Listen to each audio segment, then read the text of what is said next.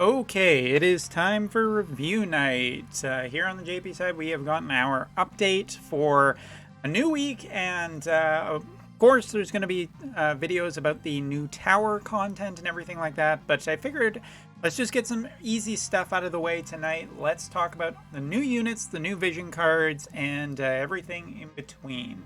So let's start with the units first of all, because that's pretty easy to talk about.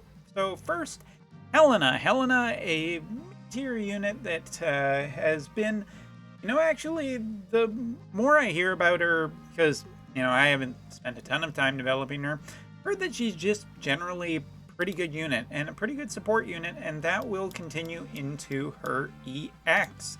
To note, first of all, where did I put all those? No, that's Sterne. We're going to talk about her. All right, Helena. Taking a look at Helena, she gets a bit of an upgrade to most of her stats.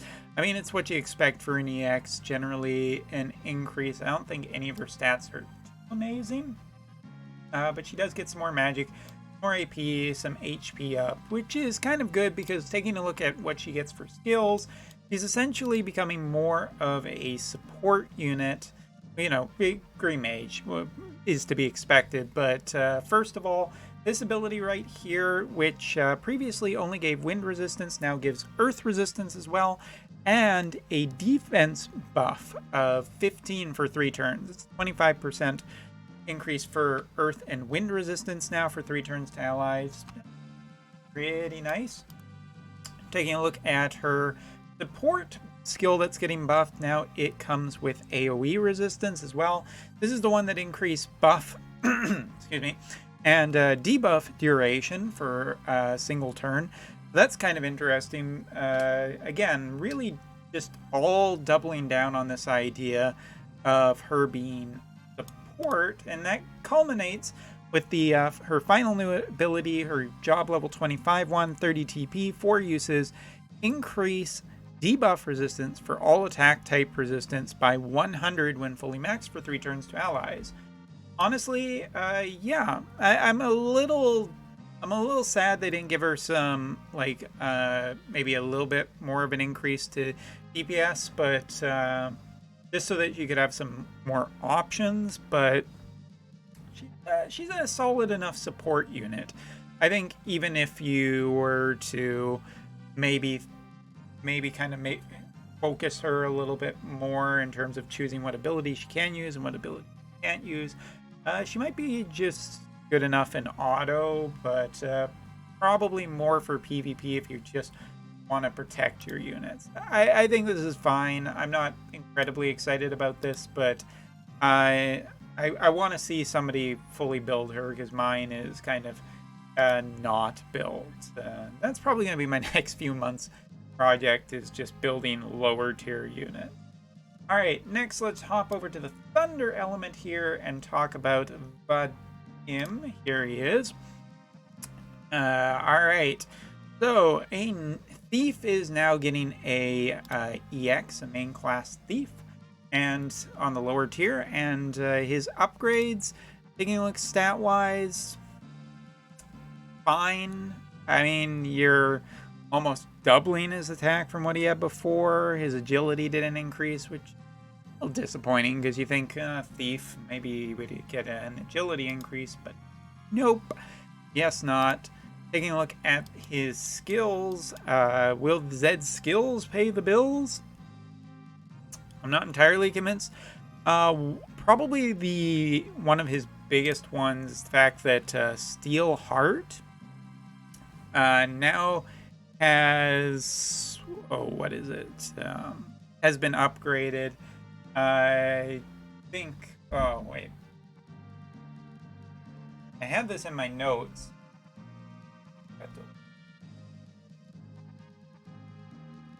Yeah, it has increased range from now on. That's what I thought it was. I needed to double check. Again, Steel Heart can be a dangerous thing. There are more protections against charm nowadays against certain units, so this is, extra range on it might be interesting, but you're putting it on an incredibly brittle unit.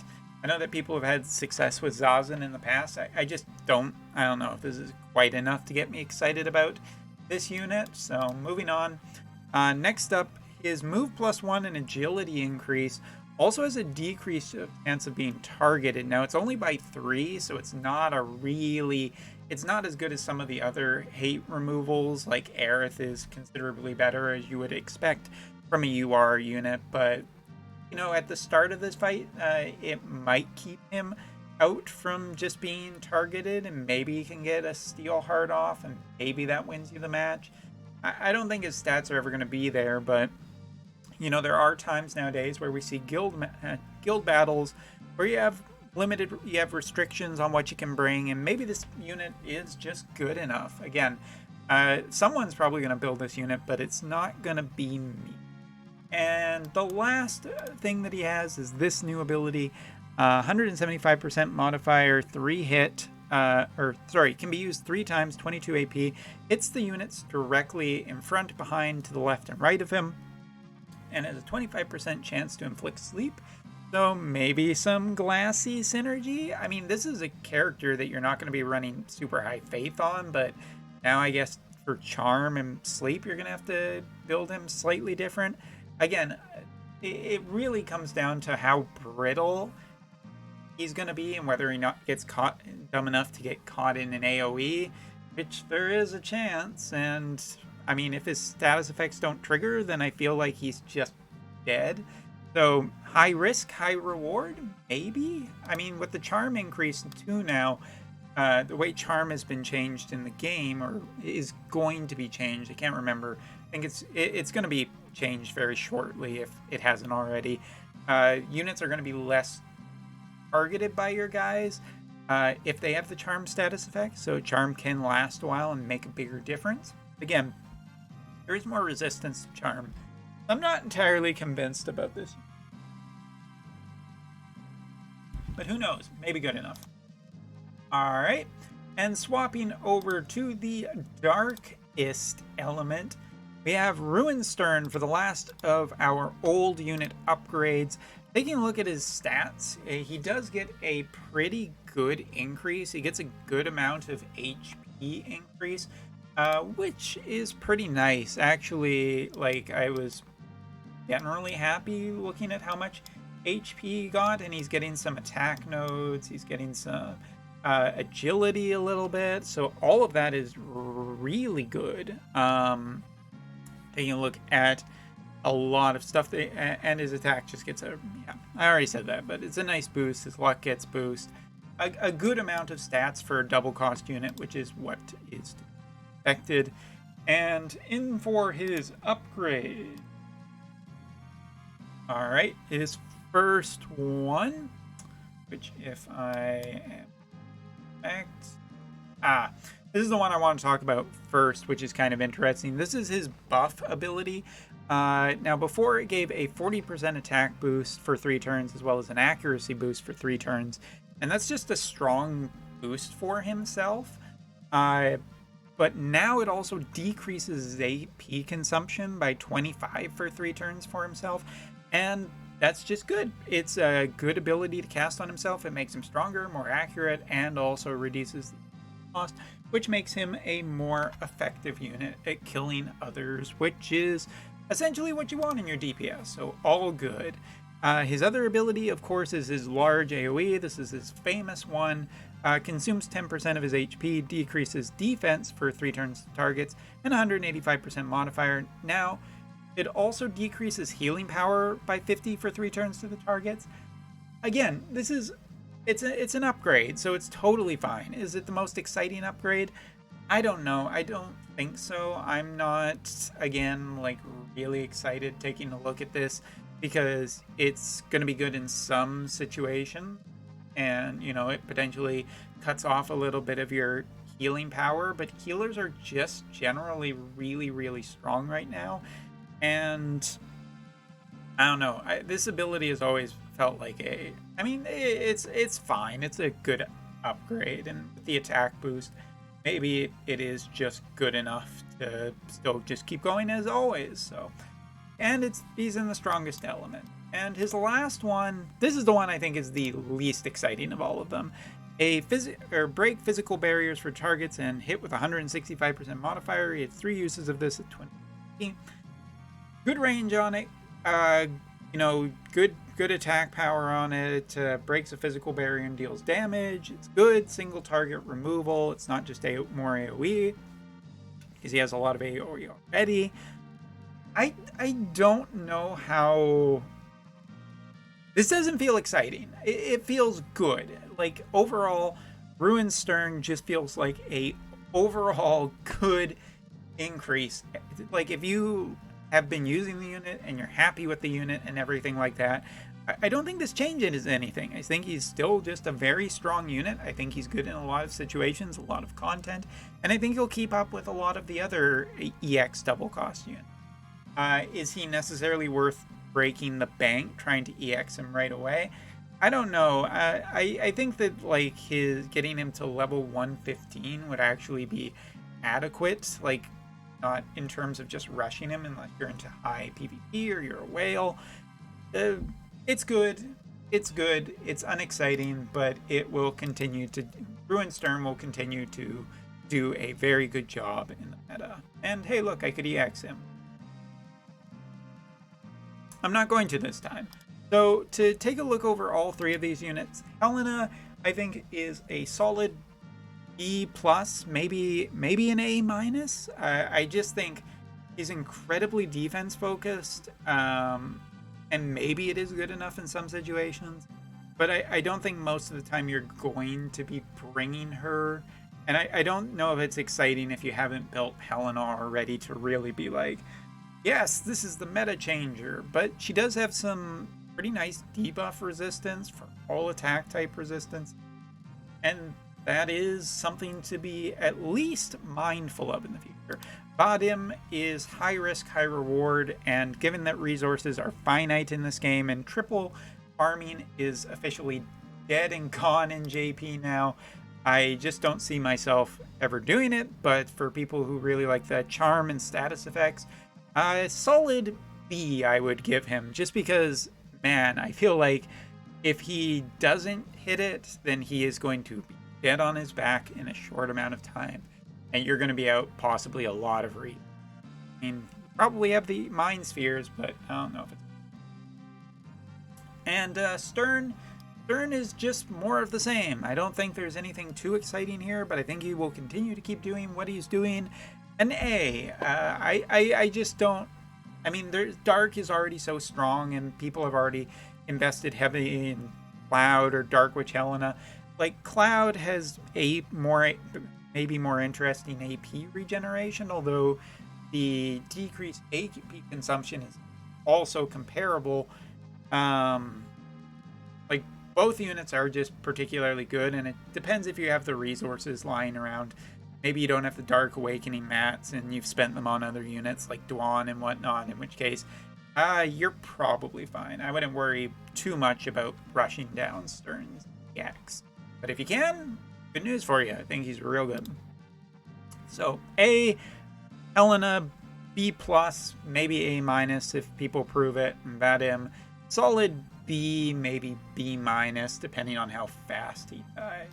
Alright, next up, if I can get the game to cooperate, let's head over here. And we're going to take a look at Tonberry. Something that I've actually put some effort into, because he is adorable, and who doesn't love a good Tonberry? There, the Tonberries not threatening me in the background. Alright, so increase in aim, increase in slash resistance, and some thunder attack. Why just kind of basically... like he's a thunder elemental mage summon now with good slash resistance, so I can think of some thunder mages that would potentially like this unit or this summons upgrade. He's a mid-tier, so not maybe the most resources you need to try and get him up to level 3, and he's a Tonberry, so A+, why not?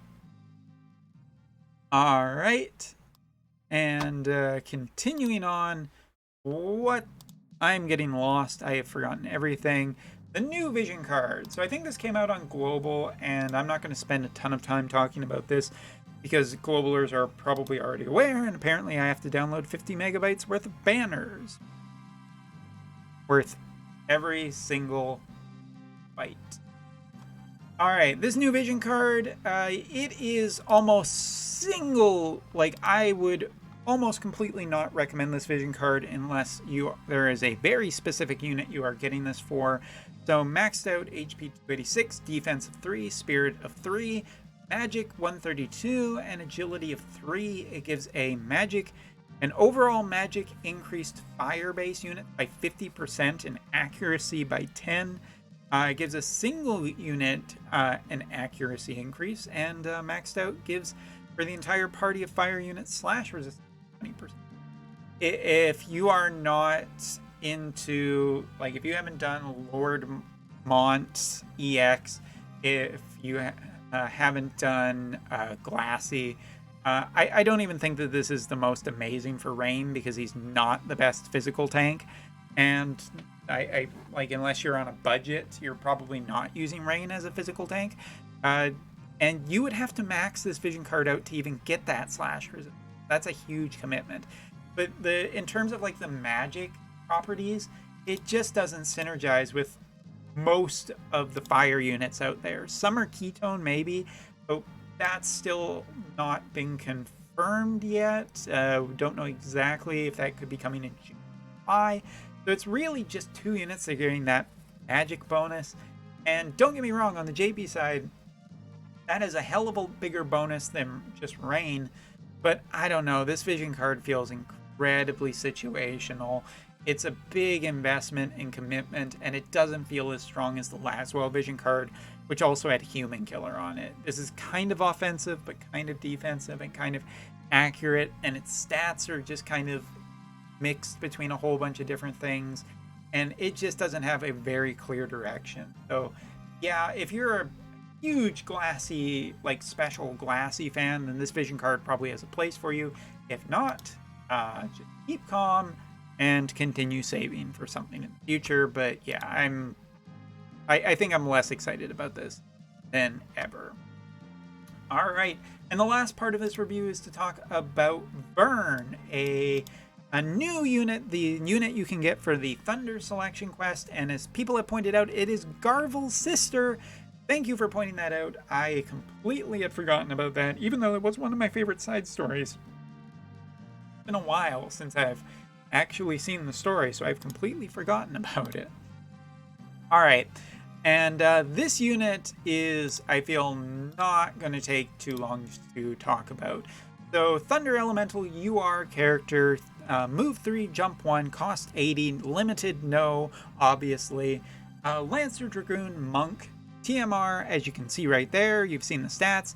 Its TMR skill is increase accuracy by 30 for 1 turn when performing a critical hit for self.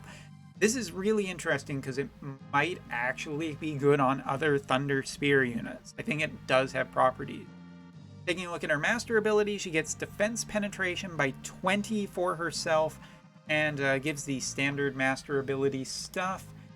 Now, looking at stats of this unit, I gotta say, okay, not amazing. 21 agility, which is pretty high. Dexterity is okay. Attack is 157. Like, this is in her 120 EX. And HP is pretty good, as you can see here. She gets some defensive stats. She gets some an attack passive. She gets more attack and everything like that. But the real thing that I think is going to bury this girl, and this is, you know, like, she is a unit that you get from a selection quest, so fairly free build. But you might be a little short on Thunder Awakening mats after doing, maxing Cloud. First of all, her counters are uninteresting.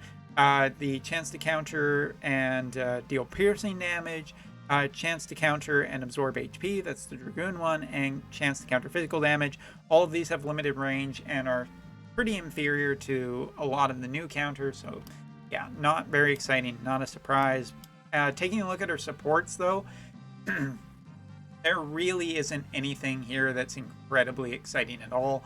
She has increased Pierce attack for herself. That gets upgraded into her EX here, which is a pretty long commitment. It also gives her an agility boost and an attack boost for 5 turns. So just like Garble, she has the, from the beginning of battle, give yourself a boost. But I don't know, her movement is pretty bad. So while her agility is okay, and her attack buff is okay, I'm incredibly concerned about the fact that there's just not, like, it only lasts for 5 turns, and she may have a more difficult time getting there. I like this on Garble. I think it's been a little bit decreased, but she has the jump buff. She has a critical rate one. She has a strike attack, which I don't think is exciting at all. HP increases, which I also don't think is incredible, because I don't think she's the tanky type. She doesn't have fighter. She doesn't have a lot of the jobs out there that would be more tanky.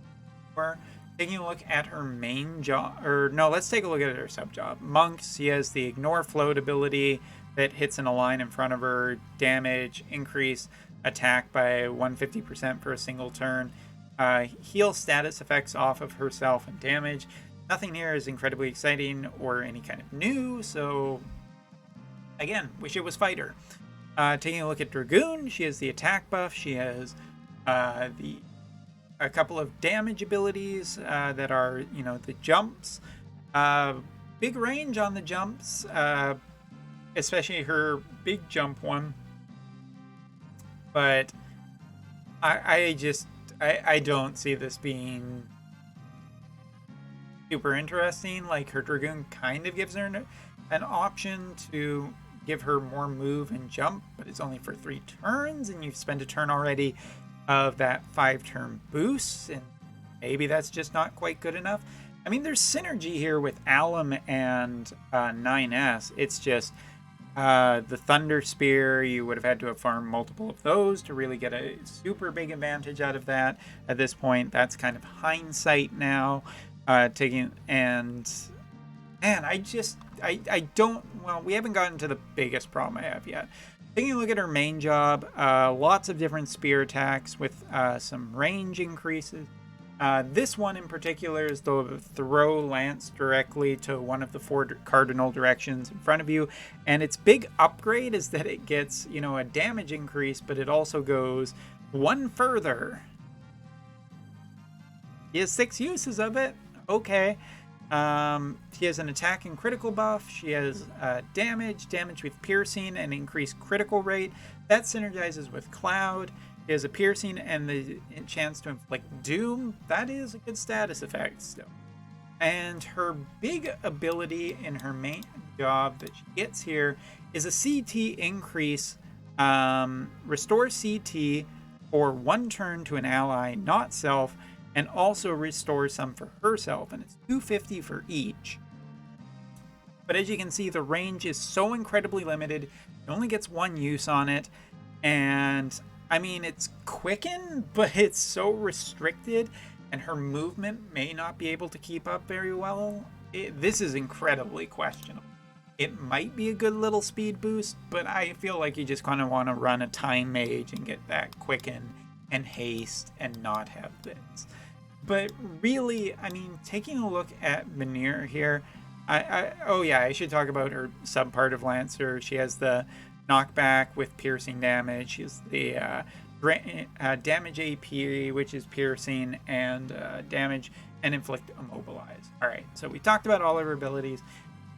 This unit just doesn't. This feels like a unit from a year ago, in all honesty. Like, short of that new ability, which is kind of different, but it's questionable with its range and its number of uses. Maybe they were trying to hedge on the idea that this could be incredibly dangerous, but it has such a limited range that I feel like it's almost never going to be used. She has 20 defense penetration, and that's it. So you either need to supplement her massively with an incredible TMR, or to give her to keep up with other damage dealers out there. I feel like Verne is just she's feels like this middling unit that's essentially a DPS that has some properties to be damage and support, and also a little bit of, man, I don't even know, like I don't even know how to parse out this unit, because she feels just like a year ago. She has nothing that makes her really stand out, nothing that makes her really good. She doesn't even seem like good, period, because in terms of, you look at Cloud, who can get over 100 defense penetration now through different means, and she's got essentially 20, like Cloud has 60 naturally hit, at least without buffs, and he has 20 and no way to increase it. I don't think Verne is good. I think that this is a unit that if you like the character, you could probably make her work. And there is some good Thunder Spear synergy out there, as I've talked about. You have 9S, you have Alum, like those are just, that's a Thunder Spear team right there. But in terms of like what this unit, and obviously there's the support for Thunder physical units that came with Cloud, and even the synergy with Cloud is potentially there too. I just think that this unit is pretty outdated already, and I don't think that she's ever, like, nothing's gonna ever make up for it. So yeah, there is a lot to talk about in this video, but I already gave my reviews for Tonberry and everything like that. Vision card, I give a big old super conditional on the JP side. And Verne, I gotta say, if she wasn't a selection unit, I would consider her an incredibly troll rainbow in this game. But yeah, Verne, I'm just gonna give her a C, and I'm gonna get out of here, because until and these are early reviews, so maybe I'll see something where it turns out she's just bonkers and broken in some way. But early thoughts, not good, just not good. So anyway, thanks for watching. Oh, and one last thought. Maybe Verne's general power, lack of power, might be the fact that now they're allowing selection quest units. So if you get Verne, you can use Verne in the selection quest. And maybe that's one of the reasons why they're depowering those units now, because it's not requiring as potentially massive of an investment. So they're just going to make these units not quite as good. Because Moraga felt really good. Gargus felt, you know, pretty decent for maybe some content. And I guess there's been Camilla. Maybe spear units are just doomed. I don't know. Let me know what you think in the comments, if I'm totally off base on this on any of these. And yeah, we'll talk about more in the next video. Thanks for watching. Take care. See you next time.